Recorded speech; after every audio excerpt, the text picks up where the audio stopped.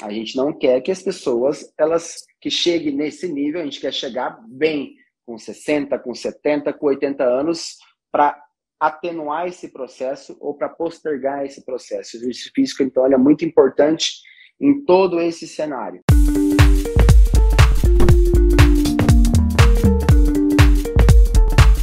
Você vai acabar, assim, favorecendo todo o mecanismo que envolve a osteoporose. Porque a osteoporose, a gente sabe que dentro da prescrição do exercício físico, tem uma série de recomendações em relação a impacto, até que ponto que a gente melhora essa densidade mineral óssea via contração muscular ou via impacto, né, articular.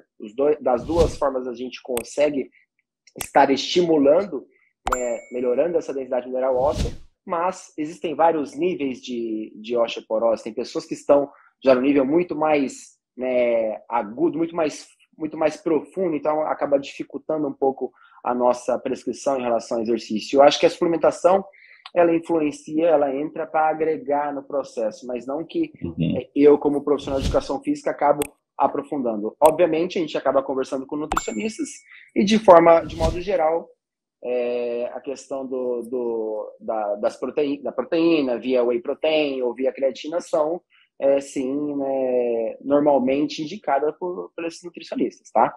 Tá certo. Eu concordo com você. Ela não vai ter uma ação direta, né, no controle da osteoporose, mas se tem um fator de risco que é modificável para a prevenção da osteoporose é realizar exercício físico.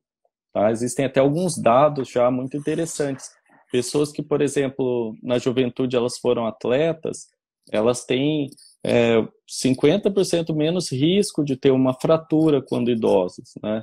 E os pacientes que são idosos, né, têm algum grau de osteoporose, mas que praticam atividades físicas, e daí tem que ser num nível até um pouco vigoroso, né?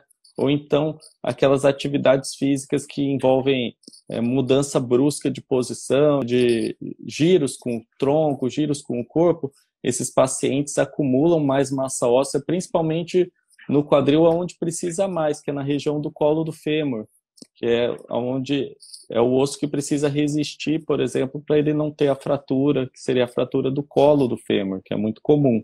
Então, a pessoa que pratica atividade física tem essa vantagem. E se a creatina ajuda a aumentar a massa muscular, de forma indireta ela está estimulando esse osso a reter um pouco mais de cálcio e ficar mais forte, né? Isso, que é o que mais acomete, né, idosos, né? Então, no processo de envelhecimento, né, ocorre, então, aí tanto a sarcopenia quanto, né, a dinapenia, que é a perda de massa muscular, perda de força muscular também. Então, o que a gente quer realmente com o exercício físico é atenuar esse processo, né? A gente não consegue reverter processos. Isso a literatura já tem mostrado que é muito difícil. A gente atinge uma idade e após essa idade a gente tem uma perda fisiológica, então a gente mais a parte de fisiologia do exercício, né, em relação à sarcopenia, por exemplo. Você tem neurônios motores que inervam fibras do tipo 2, o processo de envelhecimento, esse neurônio motor que inervava essa fibra do tipo 2, ele acaba inervando uma fibra do tipo 1, que é uma fibra mais oxidativa, que tem menor poder contrátil, então ele acaba inervando essa fibra começa a receber esse estímulo, esse limiar de estimulação, e ela se torna, então, fibras do tipo 1. Fibras do tipo 2 se perdem no processo, sofrem apoptose, e o que a gente vai acontecendo? A gente vai ficando cada vez mais fraco, a gente vai perdendo funcionalidade, a gente vai perdendo mobilidade. E se você não faz exercício físico por conta de uma dor no quadril, você está acentuando todo o processo. E o que o doutor falou em relação à fratura que é mais comum dentro do processo de envelhecimento, principalmente de idosos que não treinam ou que chegaram no nível de uma osteoporose, é a quebra, a fratura no colo do fêmur. E daí a pessoa vai para o hospital, ela fica acamada, ficou acamada, ela perde já em 15, 20 dias 30% da sua capacidade, né, de captar esse oxigênio do meio externo e transportar durante o exercício físico ou durante a vida, então ela perde o valor de consumo máximo de oxigênio e isso leva a pessoa a óbito, que é o que acontece. Então, o que a gente não quer? A gente não quer que as pessoas, elas que cheguem nesse nível, a gente quer chegar bem com 60, com 70, com 80 anos para atenuar esse processo ou para postergar esse processo. O exercício físico, então, ele é muito importante em todo esse cenário, né? E a questão que o Matheus colocou, que é um baita de um fisioterapeuta que também trabalha lá com a gente, né, Rafa? É uma questão interessante e que eu acho que